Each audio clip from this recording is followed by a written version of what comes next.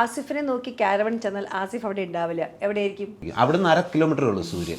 വൈകുന്നേരം ആകുമ്പോൾ ഇനി 7 ലക്കരയിൽ ആർക്കെങ്കിലും നീ പാവിരിക്കുന്നെങ്കിൽ അത് എനിക്ക് തന്നെ ആയിരിക്കണം. Meet mister Suraj Venjaramoodu.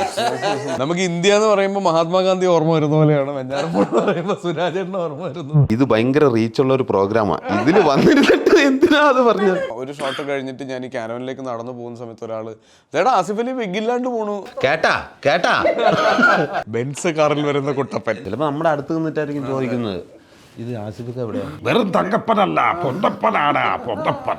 ബഹുജനം പലവിധം. എവിടെ എവിടെ നീന്തും?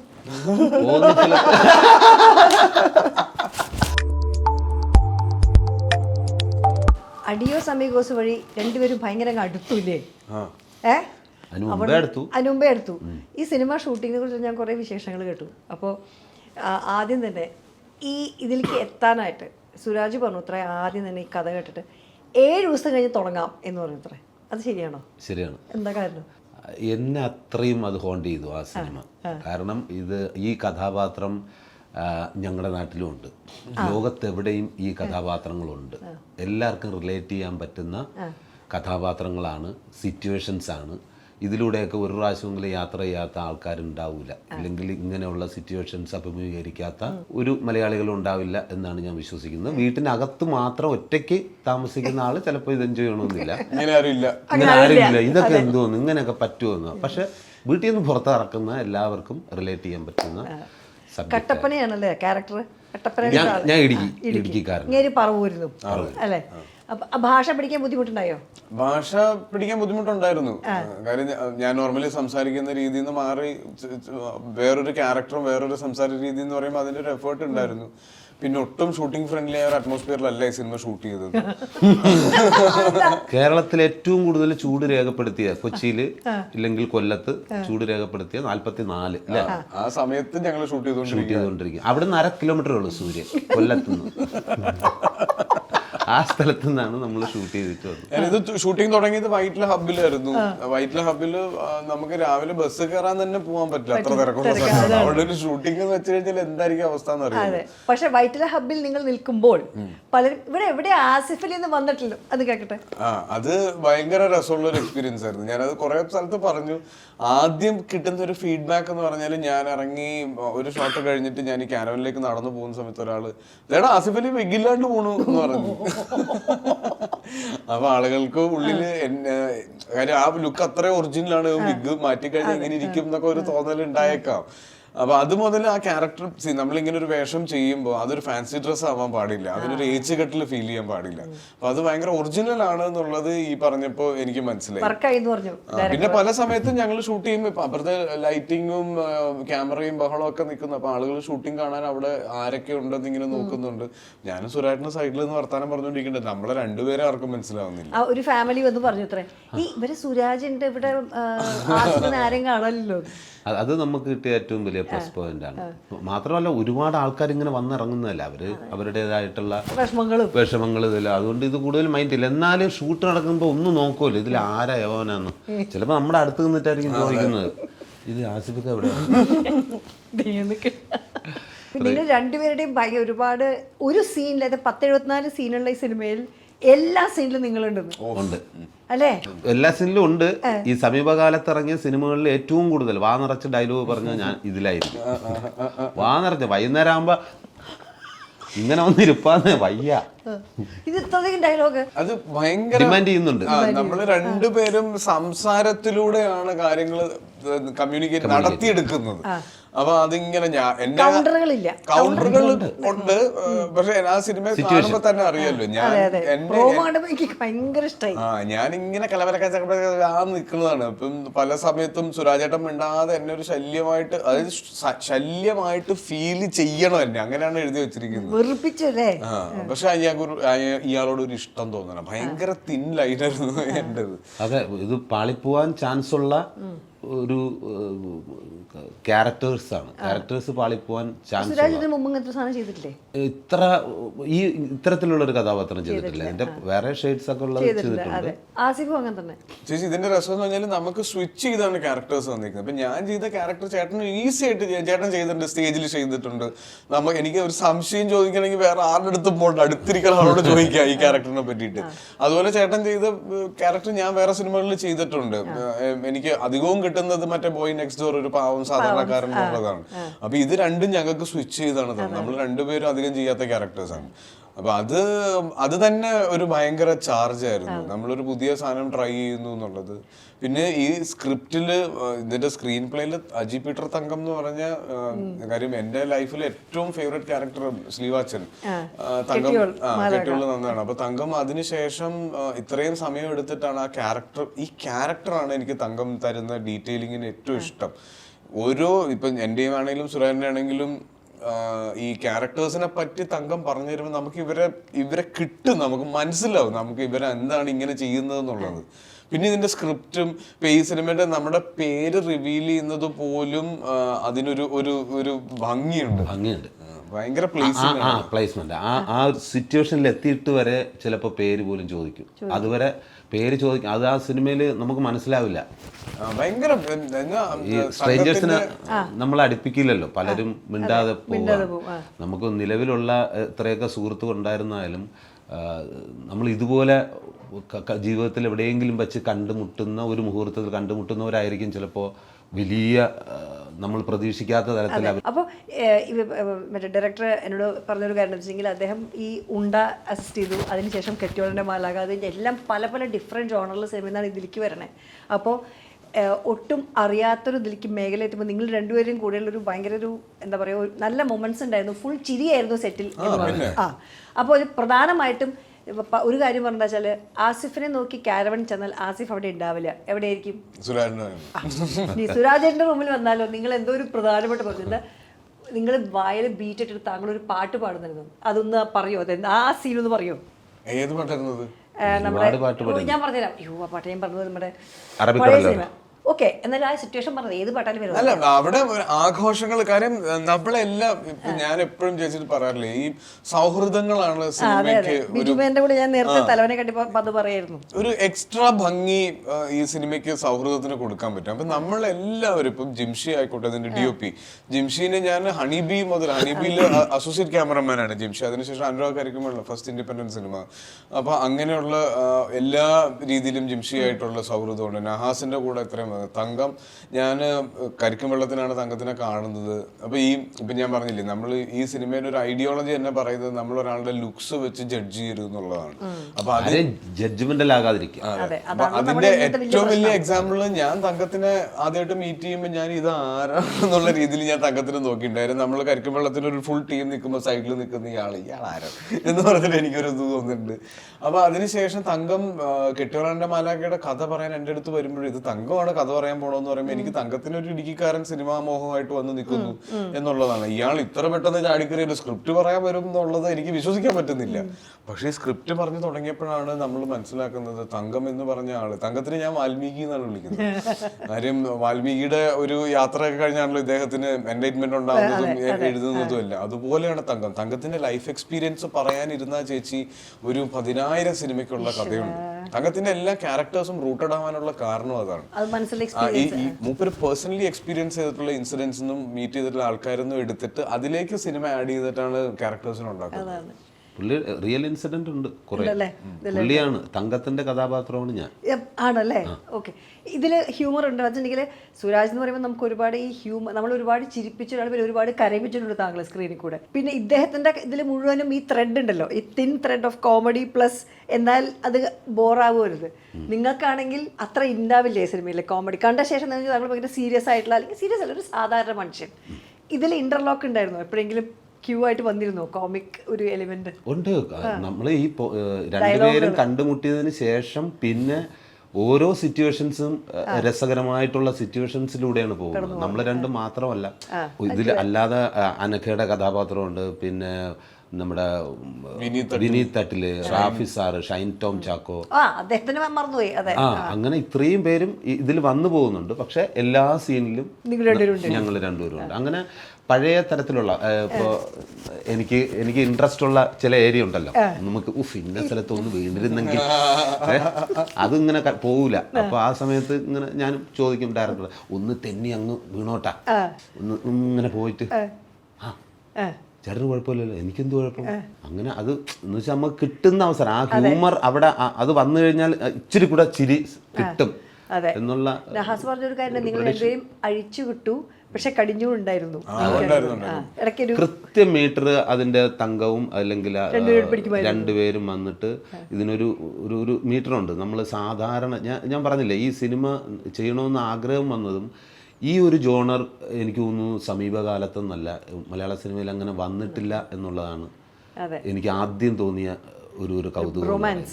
അതെ, ഈ സിനിമയോട് ഇത് കൊള്ളാലോ, റിയൽ ലൈഫാണ്, പിന്നെ ഇങ്ങനെയുള്ള സിറ്റുവേഷനിലൂടെയൊക്കെ നമ്മൾ പോയിട്ടുണ്ട്. ആ ഒരു കൗതുകം ആ സിനിമയിലുണ്ട്. അതെ, അപ്പൊ നിങ്ങൾ രണ്ടുപേരും തന്നെ ഇത്രയും ഈ ക്ലോസ് ഫ്രണ്ട്സ് ആയതുകൊണ്ട് തന്നെ ഈ സിനിമയിൽ കുറച്ച് കൂടുതലായിട്ടുണ്ടാവും. അപ്പോൾ ഈ ഒരു ക്യൂ സമയത്തെ പണ്ടൊക്കെ നമ്മൾ കേട്ടിട്ടുണ്ട് വെച്ചിട്ടുണ്ടെങ്കിൽ ഒരാൾ വർത്താനം പറയുമ്പോൾ ചിലപ്പോൾ മറ്റേ ചിലപ്പോൾ സംസാരിച്ച് നിൽക്കണമെന്നില്ല, ചിലപ്പോൾ കൂടണം എന്നില്ല, ചിലപ്പോൾ വേറെ എന്തെങ്കിലും. പക്ഷെ അങ്ങനത്തെ നിമിഷങ്ങൾ ഉണ്ടായിരുന്നു, അതോ ഇറ്റ് വാസ് ലൈക്ക് ബേസിക്കലി രണ്ടുപേരും ഒരുമിച്ചിരുന്ന് അഭിനയിക്കായിരുന്നു? അല്ലെ, നമുക്ക് ചില സിറ്റുവേഷനിലുണ്ട് ഞാൻ മിണ്ടാൻ പാടില്ലാത്ത കുറെ ഇതുണ്ട്, ഞാൻ ടോട്ടലി ഡൗൺ ആയിട്ട് നിൽക്കുന്ന അവസരങ്ങളുണ്ട്. അപ്പൊ അവിടെയൊക്കെ നമുക്ക് ഇങ്ങനെ തെകിട്ടി വരും, എന്തെങ്കിലുമൊക്കെ ചെയ്യാം. പക്ഷെ ആ ക്യാരക്ടറിൽ സ്റ്റിക്ക് ഓൺ ചെയ്യുക എന്നുള്ളതായിരുന്നു കൃത്യമായ തീരുമാനം ഇതിന്. അപ്പം അതിലും ഞാൻ ഈ ചേട്ടൻ പറഞ്ഞ പോലെ തങ്കം വെറും തങ്കപ്പനല്ല, പൊന്തപ്പനാണ്, പൊന്തപ്പൻ. ഇങ്ങനെ ഇരിക്കുവാണോ അതിനകത്ത്, വേണ്ട വേണ്ട വേണ്ട, അത് വേണ്ട അത് വേണ്ട, അത് വേണ്ട മച്ചാനെ, അത് വേണ്ട, അതിങ്ങനെ തങ്കത്തിന് ക്ലിയർ ആണത്. ഒരു ദിവസം നിങ്ങൾ എല്ലാവരെയും ചിരിപ്പിച്ചൊരു സംഭവം ഉണ്ടായിരുന്നു, മുണ്ടക്കൽ ശേഖരൻ വഴി മറ്റേ ആക്ട്രസ് ചിത്രയെ മിക്ക് ചെയ്ത് അങ്ങനെ ഒരു ഫുൾ റേഞ്ച് സാധനം ഉണ്ടായിരുന്നു എന്നോട് ഡയറക്ടർ പറഞ്ഞു. അതായത് രാത്രി ഷൂട്ട് നടക്കുന്ന സമയത്ത്, അതായത് ആ വീടിന്റെ ടെറസാണ് ഇപ്പം സുരാജ് ചേട്ടന്റെ ഇത് കാണിക്കുന്നത്. അപ്പൊ അവിടെ ഇന്ന് രാത്രിയും നാളെ രാത്രിയാണ് അത് ഷൂട്ട് പ്ലാൻ ചെയ്തിരിക്കുന്നത്. പക്ഷെ ഇന്ന് രാത്രി ഒന്ന് സ്ട്രെച്ച് ചെയ്താൽ നാളെ രാത്രി അത് ഷൂട്ട് ചെയ്യണ്ട, നാളെ ഫ്രീ ആവും നമ്മൾ. അപ്പൊ എല്ലാവർക്കും ഒരു തീരുമാനം വന്നു, ഇന്ന് രാത്രി പോവാം. അപ്പൊ ചേട്ടൻ ഷോട്ടിന് കയറി വരുമ്പോൾ കാണുന്നത് എല്ലാവരും സ്വാഭാവികമായിട്ട് 1 മണിയൊക്കെ കഴിയുമ്പോൾ എല്ലാവർക്കും ഒരു ക്ഷീണം ഉണ്ടല്ലോ. അപ്പൊ എല്ലാവരും ഇരിക്കുന്നു. ചേട്ടൻ നേരെ പോയി മൈക്ക് എടുത്ത് അവിടെ നിന്നിട്ട് ചേട്ടൻ ഒരു 20 മിനിറ്റ് പെർഫോമൻസ് ആയിരുന്നു. അതിലൊരു 2 മിനിറ്റ് എനിക്ക് തരുമോ? 2 മിനിറ്റ്. അതിപ്പോ എങ്ങനെ പാട്ട് ആരെങ്കിലും പാടിയിരുന്ന മ്യൂസിക് അല്ല, ആ പാട്ടിന് ഞാനല്ല, ഡയലോഗ് പറഞ്ഞാലും മതി. ഡയലോഗ് അല്ലത്, അത് ആ സമയത്ത് വരുന്ന ശബ്ദം അന്ന് ഇമിറ്റേറ്റ് ചെയ്തത്. അത് ആര് ചോദിക്കും ഇങ്ങനെ. അതായത് ദേവാസുരം എന്ന സിനിമയിൽ ചിത്ര, നെപ്പോളിയൻ ഇവർ രണ്ടുപേരും ഇരിക്കുന്നു, സംസാരിക്കുന്നു. അതിനുശേഷം ലാലേട്ടനെ കയ്യൊക്കെ അടിച്ചൊടിച്ചിട്ടിട്ട് അവിടെ മംഗലശ്ശേരിയിലേക്ക് കാണാൻ വരുന്ന ഇതാണ്. ഇതിന് ഇദ്ദേഹത്തിന് ശബ്ദം കൊടുത്തിരുന്നത്, വില്ലന് ശബ്ദം കൊടുത്തിരുന്നത് ഷമ്മി ചേട്ടനാണ്. ഒരുപാട് കാലമായടി നീ ഒരു മോഹമായിട്ട് എൻ്റെ മനസ്സിൽ കയറിയിട്ട്, ആദ്യം നീലകണ്ഠൻ, പിന്നെ എൻ്റെ അമ്മാവൻ, ഇനി 7 ആർക്കെങ്കിലും നീ പാവിരിക്കുന്നെങ്കിൽ അത് എനിക്ക് തന്നെ ആയിരിക്കണം. അതിനുള്ള യോഗ്യന് ഞാൻ തന്നെ ആടി. യോഗ്യത 10 ആളിൻ്റെ ബലവും 2 മറകും ഇല്ലാതെ നീലകണ്ഠന് ഒരു ചുക്കും ചെയ്യാൻ തനിക്കാവില്ല. അപ്പം നിർത്തടി, ചത്താലും തീരില്ല അവൻ്റെ മഹത്വം. അവൻ്റെ മരണം എനിക്ക് വ്രതമാടി, വ്രതം. നേരെ മംഗലശ്ശേരിയിലെത്തി ലാലേട്ടൻ ഇങ്ങനെ കിടക്കുകയാണ്. നീലകണ്ഠ, നീ ചത്തിട്ടില്ല എന്ന് അറിഞ്ഞപ്പോഴാണ് എനിക്ക് കൂടുതൽ സന്തോഷം. ശേഖര, ഞാനെല്ലാം മറക്കാൻ ശ്രമിക്കുകയാണ്. ഇല്ലടാ, നീ അലങ്കോലമാക്കിയ അതേ ഉത്സവം, ഇത്രയും പുരുഷാരവം നോക്കി നിൽക്കേ ഞാൻ നിന്നെ തല്ലാൻ പോവുക, പട്ടിയെ തല്ലുന്ന മാതിരി. തിരിച്ച് കയ്യെങ്ങാനും ഉയർത്തിയാൽ പടക്കം കത്തുന്ന മാതിരി കത്തും. മിസ്റ്റർ സുരാജ് വെഞ്ഞാറമൂട്. സുരാജ് വെഞ്ഞാറമൂട്, കറക്റ്റ്. നിങ്ങൾ അതോടെ ഒപ്പം ഓണായിണ്ടാവില്ലേ? പിന്നെ ചേട്ടൻ എപ്പോഴും ഉണ്ട്. ചേട്ടൻ ഇങ്ങനെ വരുമ്പോ, ചേട്ടൻ വരുന്നത് കുറച്ച് ചാർജ് ചെയ്യാൻ വേണ്ടിയിട്ടാണ്. നേരെ വന്ന് ആ മോണിറ്ററിന്റെ അവിടെ നിന്ന് ഡയറക്ടറിന്റെ മൈക്ക് എടുത്തിട്ട് ഒരു പെർഫോമൻസ് ചേട്ടന്റെ വകയൊക്കെ ഉണ്ടാവും. അപ്പൊ അത് ശരിക്കും നമ്മള് ചാർജ് ആവും. ഞാൻ ചേട്ടൻ പറഞ്ഞ പോലെ സൂര്യൻ മറ്റേ 3 കിലോമീറ്റർ മേളിൽ നിൽക്കുമ്പോഴാണ് ഞങ്ങൾ ഷൂട്ട് ചെയ്യണത്. അപ്പൊ സ്വാഭാവികമായ ക്ഷീണവും നമുക്ക് ഒരു മടുപ്പും ഒക്കെ തോന്നുമ്പോ ചേട്ടൻ ഇങ്ങനെ ലിഫ്റ്റ് ചെയ്തു. അതൊരു കഴിവ് തന്നെയാണ്. ശരിക്കും പറയാച്ചാൽ ഈ ഇങ്ങനെ ഒരു റോള് കുറച്ചു കാലത്തിന് ശേഷം ചെയ്യണം അല്ലേ രണ്ടുപേരും കൂടി ഒരു പിന്നെ താങ്കളുടെ ഹണിമൂൺസും കഴിഞ്ഞ് പിന്നെ ചേട്ടന്റെ അല്ലേ അതെ നാഗേന്ദ്രൻ ഹണിമൂൺസ് ഒക്കെ കുറച്ച് നേരം ആലോചിച്ചു. നാഗേന്ദ്രൻ ഹണിമൂൺസ് കാണാത്തവർ കാണണം കേട്ടോ, ഡിസ്നി പ്ലസ് ഹോട്ട്സ്റ്റാറിൽ. ഇതിനിടയിലൂടെ തലവൻ 2 വരുന്നുണ്ട്. മെയിനായിട്ട് പറയണം, ഓഗസ്റ്റ് 2-ാം തീയതി നമ്മുടെ ഒരു സിനിമ റിലീസാകുന്നുണ്ട്. അതിന്റെ പശ്ചാത്തലത്തിലാണ് ഈ സംസാരമല്ല. Adios amigos. Adios amigos. ഇദ്ദേഹത്തിനെ കണ്ടു മെലിഞ്ഞു കുട്ടപ്പനായിട്ടിരിക്കുന്നുണ്ടോ? Thank you. അതെ, എന്താ അല്ല എന്ത് വ്യത്യാസം? ഭയങ്കര. എന്താണ് താങ്കളുടെ ഈ ഒരു ട്രാൻസിഷന്റെ ഒരു റീസൺ? ഇത് ജിമ്മിലൊക്കെ പോയിട്ടാണോ? ജിമ്മ് ഉണ്ടായിരുന്നു, പക്ഷെ അത് ഇപ്പം നീന്തല. എവിടുന്ന് എവിടെ നീന്തും? ഒരു 1/2 മണിക്കൂർ 3/4 മണിക്കൂർ നീന്തിയെ കൂടെ വന്നത് അവിടുന്ന് നീന്തിയാ വന്ന. ഇപ്പം നീന്തിക്കൊണ്ടിരിക്കുക. നീന്താൻ ഞങ്ങൾക്ക് നീന്തിക്കൊണ്ടിരിക്കുക. നീന്തിക്കൊണ്ടിരിക്കുക. അതെ, നിങ്ങൾക്ക് അങ്ങനത്തെ ജിമ്മൊക്കെ ഉണ്ടോ? കാറാണല്ലേ മൂപ്പര്, കാർ ഓടിച്ചിട്ടാണ് തടി കാർ ഓടിച്ച് ബലിയായിരുന്നു ഞാൻ കറക്റ്റ്. ഞാൻ ചേച്ചി ഇപ്പൊ ഈ സിനിമയ്ക്കായിരുന്നു എന്റെ ഏറ്റവും വലിയ റിസ്ക് ഞാൻ എടുത്തത്. കാര്യം കഥ പറയുമ്പോ തന്നെ എന്റെ അടുത്ത് ഇതിന്റെ അപ്പിയറൻസ് ആണ് ആദ്യം വെച്ചിരുന്നത്. അപ്പൊ ഇതിനു വേണ്ടിട്ട് നല്ല വയറ് ചാടിക്കണം. അയാൾ ഇൻസർട്ട് ചെയ്ത് നിൽക്കുമ്പോ കൊടവയർ ഇങ്ങനെ കിടക്കണം. ഇയാളുടെ ഒരു കള്ളുകുടിക്കാരനല്ലേ? അയാളുടെ ഒരു ശീലവും മദ്യപാനം സ്വഭാവവും. തുടങ്ങിയോ? മദ്യപാനം അല്ല, അല്ലാതെ തന്നെ വയറ് ചാടിക്കാമല്ലോ. അപ്പൊ വല്ലപ്പോഴുമാണ് ഇങ്ങനെ ഒരു അവസരം കിട്ടുക. സാധാരണ എല്ലാരും മെലിയണം, കവിളൊട്ടിക്കണം, വയറ് കുറക്കണം എന്നാ പറയും. ഇത് നേരെ മറിച്ച് എന്നോട് പറയുമ്പോ ഞാൻ അതങ്ങ് ആസ്വദിച്ചു. നമ്മൾ ഈ നടന്ന് തിന്നുക എന്ന് പറയില്ലേ, താങ്കൾക്ക് സാധാരണക്കാരനായോണ്ട് വലിയ തടിയൊന്നും വേണ്ട. പക്ഷെ ഞാൻ ഫസ്റ്റ് വന്ന ആ സമയത്ത് നല്ല തടിച്ചിരുന്നതാ അല്ലേ? ആ സമയം പിന്നെ ഞാൻ തിന്നാന്ന് പറഞ്ഞാൽ ചേട്ടന് തിന്നാതിരിക്കാൻ പറ്റില്ല. ഞാൻ 2 പേർക്ക് മിനിമം 2 പേർക്കുള്ള ഫുഡും കൊണ്ടാണ് ഞാൻ വന്നത്. എല്ലാ ദിവസവും ഫുഡടി. പിന്നെ കേരളമല്ലേ, എനിക്ക് തോന്നുന്നു ഇവൻ പോയിട്ടുള്ള എല്ലാ സ്ഥലത്തെയും ഹോട്ടലുകളുടെ നമ്പറാണ് എൻ്റെ ഉണ്ട്. ഞങ്ങൾ ഇവിടുന്ന് ഓരോരുത്തർ ആശയം വിളിക്കുന്നത് ഞാൻ ഇന്ന സ്ഥലത്തിന്റെ ഏതാ ഹോട്ടൽ, പക്ഷെ ഫോൺ എടുത്താലല്ലേ പറ്റൂ പറയാൻ. പാട്ടിന് നടന്ന് ചാവുന്നു.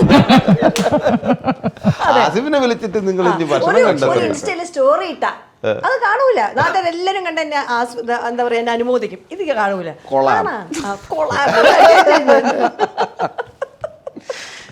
അങ്ങനെ നിങ്ങളുടെ ഈ സിനിമ വളരെ എന്താ പറയാ ഹാപ്പിനെസ്, ഇവിടെ റിലാക്സ് ചെയ്ത് കിടപ്പായി നോക്കൂ. ആ ഒരു റിലാക്സേഷൻ ആ സിനിമയിൽ ഉണ്ടെന്ന് എനിക്ക് തോന്നിയ പ്രൊമോ കണ്ടപ്പോ. ഷൂട്ടിംഗ് ഒട്ടും റിലാക്സ്ഡ് അല്ല. ചൂടത്ത് ഏറ്റവും കഷ്ട സീൻ ഏതായിരുന്നു? ഇല്ല ചേച്ചി, ഞാൻ പറഞ്ഞില്ലേ, ഒന്ന് ആലോചിച്ച് നോക്കൂ. ഇമാജിൻ ചെയ്യൂ, നിങ്ങൾ വൈറ്റില ഹബ്ബ് ഷൂട്ട് തുടങ്ങുന്നു, 12 ദിവസം വൈറ്റിലെ ഹബ്ബിൽ വന്ന് നിൽക്കും.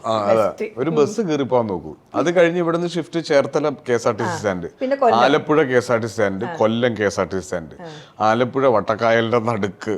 അതായത് ഒരു തിരുവനന്തപുരത്തോട്ട് പോകുന്നപ്പോൾ ഞാൻ ചോദിച്ചു, തിരുവനന്തപുരത്ത് ലൊക്കേഷൻ 6-7 ദിവസം നമുക്ക് നൈറ്റ് ഷൂട്ട് ഉണ്ടായിരുന്നു. ആ നൈറ്റ് ഷൂട്ട് എന്ന് പറഞ്ഞാൽ 6 to 6 ആണ്.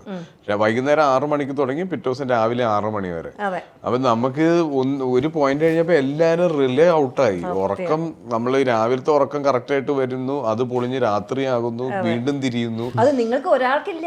അത് പറഞ്ഞു ആസിഫിന് എങ്ങാനും വല്ല ചെറിയ പനി വന്നാൽ കംപ്ലീറ്റ് ഷൂട്ട് നിർത്തി. കാരണം നിങ്ങൾ രണ്ടുപേരും ഇല്ലാത്ത സീനില്ല. ഞാന് എന്റെ കാലിന് ആക്സിഡന്റ്, ഞാൻ ഏറ്റവും കൂടുതൽ പ്രാർത്ഥിച്ചുകൊണ്ടിരുന്നത്, എനിക്ക് ടെൻഷൻ സത്യം.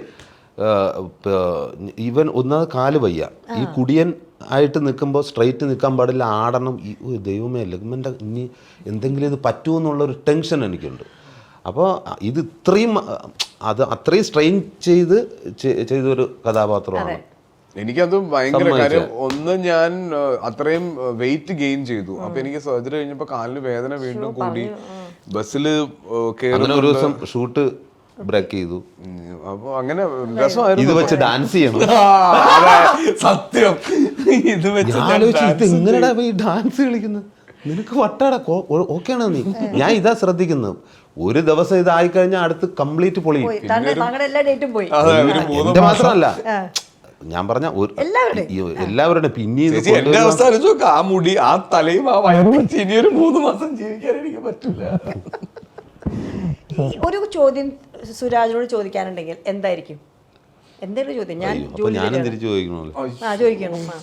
സുരാജേട്ടനോട് ചോദിക്കണമെങ്കിൽ ഞാൻ ചോദിക്കാം. എടാ, വിളിച്ച ഉടനെ എന്നാ നീ ഫോൺ എടുക്കണേ? ആരെങ്കിലും ചെയ്തിട്ടുണ്ടോ അങ്ങനെ ഫാമിലിന്ന് വരുമ്പോഴേക്കും? ഇല്ല, ഫാമിലി വരുമ്പോഴും നമ്പർ എന്റെ അടുത്തുണ്ട്, പക്ഷെ അത് കാര്യമില്ല.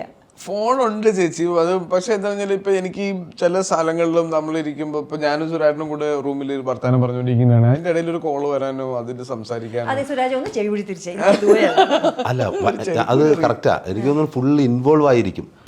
അത് ഇവനോടൊപ്പം ഇരുന്ന് കഴിഞ്ഞാൽ ഇങ്ങനെ പടപടപട കോമഡി. അടുത്തത് ചോദ്യം തിരിച്ചു സുരാജിന് ചോദ്യം. അല്ല സുരാജ് ചേട്ടന്റെ ഞാൻ കണ്ട ഒരു കാര്യം എനിക്ക് ഏറ്റവും അപ്രീഷിയേറ്റ് ചെയ്യുന്നത് ചേട്ടന്റെ നാടിനോടുള്ള ഒരു സ്നേഹമുണ്ടല്ലോ. പേരിന്റെ അറ്റത്ത് വെഞ്ഞാറമ്മൂടുണ്ട്. ഞങ്ങള് ഒരു ദിവസം ഷൂട്ട് ചെയ്തുകൊണ്ടിരിക്കുകയാണ്, കൊല്ലത്താണ് ഷൂട്ട്. അപ്പൊ വൈകുന്നേരം 9 മണിയാവും നമുക്ക് രാത്രി ഷൂട്ട് തുടങ്ങാൻ. അപ്പൊ ചേട്ടൻ ഉച്ചയ്ക്ക് ഉറങ്ങി എഴുന്നേറ്റ് നൈറ്റ് ഷൂട്ട് നടന്നുകൊണ്ടിരിക്കുക. അപ്പൊ എന്റെ അടുത്ത് ചേട്ടാ വെഞ്ഞാറമ്മൂട് അമ്പലത്തിൽ ഉത്സവം, ഞാനൊന്ന് പോയിട്ട് വരാം. അപ്പൊ ഞാൻ ചേട്ടാ അതായത് ചേട്ടൻ അങ്ങോട്ട് പോകാൻ 1 മണിക്കൂർ വേണം, തിരിച്ചു വരാൻ 1 മണിക്കൂർ വേണം. അപ്പൊ അതിന്റെ ഇടയിൽ ഒരു 1/2 മണിക്കൂറാണ് ഹാർഡ്ലി അവിടെ സ്പെൻഡ് ചെയ്യാൻ പറ്റുള്ളൂ. പക്ഷെ ചേട്ടൻ ഞാൻ ഇത്ര അടുത്തുകൊണ്ടായിട്ട് പോവാതിരിക്കാൻ പറ്റില്ല. വെഞ്ഞാറമൂട് എന്ന് പറയുമ്പോൾ ഞങ്ങൾക്ക് എല്ലാവർക്കും ഈ സ്ഥലം, ഞാൻ തിരുവനന്തപുരത്ത് എനിക്ക് സ്ഥലം അറിയാം, പക്ഷെ താങ്കളുടെ ഈ സ്ഥലത്തിന് ഭയങ്കരമായിട്ട് ഒരു നെക്സ്റ്റ് ലെവൽ. നമുക്ക് ഇന്ത്യ എന്ന് പറയുമ്പോൾ മഹാത്മാഗാന്ധി ഓർമ്മ വരുന്ന പോലെയാണ് സുരാജേട്ടൻ ഓർമ്മ വരുന്നത്. കേട്ടാ കേട്ടാ നാട്ടുകാരടുത്ത് കേട്ടാ ഞങ്ങൾ വെഞ്ഞാറമൂട് എന്നിട്ടാണ് എന്റെ നാട്ടുകാരൻ കേൾക്കുന്നത്. സത്യം പറഞ്ഞാൽ വെഞ്ഞാറമൂട് എന്നുള്ള ഒരു വിഷ്വൽ മനസ്സിൽ വരുമ്പോഴേ, അല്ലെങ്കിൽ എപ്പം നാട്ടിൽ പോകുമ്പോഴും ചെയ്യുന്ന ഒരു കാര്യം എന്താ, ആ സ്ഥലത്ത് പോയിട്ട് വീട്ടിൽ പോകുന്നത് എനിക്കറിയാം, ഒരു ചിലപ്പോ എന്തെങ്കിലും ഒന്ന് കണ്ടാൽ നമുക്ക് കുറെ സ്വർണ്ണമാലയും കാശുമായിട്ട് ഇറങ്ങി നടക്കും. പണ്ട് ഞാൻ ചെന്നൈയിൽ നിന്ന് നമ്മൾ തിരുവനന്തപുരം ട്രെയിനിൽ കയറി പാലക്കാട് എത്തിയുമ്പോൾ ഒരു പച്ചപ്പുണ്ട്, അതൊരു വല്ലാത്ത വിഷ്വൽ. ഞാൻ നേരെ ട്രെയിനിൻ്റെ അറ്റത്ത് പോയി നിന്നത് കാണും, ആ ഒരു പാടവും ഒക്കെ ഒരു പനയൊക്കെ എഴുന്നേറ്റ് വന്നിരിക്കും, തൃശ്ശൂരത്ത് ഇറങ്ങും. താങ്കൾക്ക് അങ്ങനെ ഒരു വിഷ്വൽ ഉണ്ടോ? അവിടെ പോയി കഴിഞ്ഞാൽ ഞാൻ ഈ ചെറുതിലോട്ട് ചന്തയിലൊക്കെ പോയി ഫിഷൊക്കെ വാങ്ങിച്ചുകൊണ്ടുവരും. അവിടെ ഇങ്ങനെ ഇറച്ചിയൊക്കെ വെട്ടിക്കൊണ്ടിരിക്കും. അപ്പോൾ അവിടെ എവിടെ എനിക്ക് മട്ടൻ ഭയങ്കര ഇഷ്ടമാണ്. എൻ്റെ വീട്ടിൽ അച്ഛൻ ഉള്ള സമയത്ത് ഞാൻ ചെല്ലുന്ന സമയത്തെല്ലാം മട്ടൻ കറി വെക്കും. അപ്പോൾ അത് കാണും. ആ കടയിൽ ഞാൻ ഒന്ന് ഇറങ്ങിയിട്ടേ പോകുള്ളൂ. ഇറങ്ങി പറ്റുമെങ്കിൽ 1 കിലോ 2 കിലോ വാങ്ങിച്ചു. ഇല്ല ഞാൻ ചെല്ലുന്നതിന് മുമ്പ് തന്നെ വീട്ടിൽ സാധനം അവിടെ എത്തും, വിളിച്ച് പറയുന്നത്. അവിടെ ആ കടയിൽ വഴി പിന്നെ എൻ്റെ പഴയ കൂടെ പഠിച്ച സുഹൃത്തുക്കൾ അവിടെയൊക്കെ ഒന്ന് ഇറങ്ങി അവരോടൊക്കെ സംസാരിച്ചു. കൊച്ചുകുട്ടികൾക്ക് വീട്ടിൽ വിളിച്ചിരുന്ന പേരെന്താണെന്നറിയാം? കുട്ടപ്പൻ. ഞാൻ ഇത് ഭയങ്കര റീച്ചുള്ള ഒരു പ്രോഗ്രാമാണ്. ഇതിൽ വന്നിട്ട് എന്തിനാ അത് പറഞ്ഞത്? കുട്ടപ്പൻ ഞാൻ വിളിച്ചത്, ഞങ്ങളുടെ നാട്ടിൽ സുന്ദരക്കുട്ടപ്പൻ എന്ന് പറഞ്ഞാൽ Kuttappan is A nice word. ഭയങ്കര ഇഷ്ടമാണ് എനിക്ക്. എന്നെ അമ്മ വിളിക്കുന്ന കുട്ടപ്പാന്ന് ഇപ്പോഴും അമ്മ വിളിക്കുന്നു. അപ്പോൾ അത് അമ്മ അങ്ങനെ വിളിക്കുമ്പോൾ ഭയങ്കര സന്തോഷം. എന്നെ അടുത്തുള്ള സുഹൃത്തുക്കൾ, വെഞ്ഞാറുമുട്ടിലുള്ള എൻ്റെ വലിയമ്മ, കുഞ്ഞമ്മ, എല്ലാ ദിവസവും രാവിലെയും വൈകുന്നേരം അമ്മയായിട്ട് സംസാരിക്കും. എല്ലാ ദിവസവും ഞാൻ എപ്പോഴും ഞാൻ പറഞ്ഞില്ല, ഈ സിനിമയ്ക്ക് മൊത്തം ചേട്ടൻ്റെ കൂടെയാണ് ഞാൻ നടക്കുന്നത്. അപ്പം ഞാൻ നോക്കുമ്പോൾ ആ അമ്മ എന്ന് പറഞ്ഞിട്ട് ഫോൺ വന്നു. അപ്പം ഞാൻ ചോദിച്ചിട്ടുണ്ട്, ചേട്ടാ എല്ലാ ദിവസവും വിളിക്കുമായിട്ട്. എന്റെ അപ്പനും അമ്മയും വിളിക്കുമ്പോ ഞാൻ ഫോൺ എടുക്കാറില്ല. അങ്ങനെ എൻ്റെ ഒന്ന് കണ്ടു പഠിച്ച ഒരു ശീലം, ശീലമാവട്ടെ. അതന്നെ. അഡിഗോസ് അമിഗോസ് എന്നുള്ള സിനിമയ്ക്ക് വേണ്ടി ഒരു മലയാളം പഴഞ്ചൊല്ലുണ്ടെങ്കിൽ ഈ സിനിമയ്ക്ക് എന്തായിരിക്കും ചെയ്യുക? ബഹുജനം പലവിധം. കറക്റ്റ്. ബഹുജനം. I love you.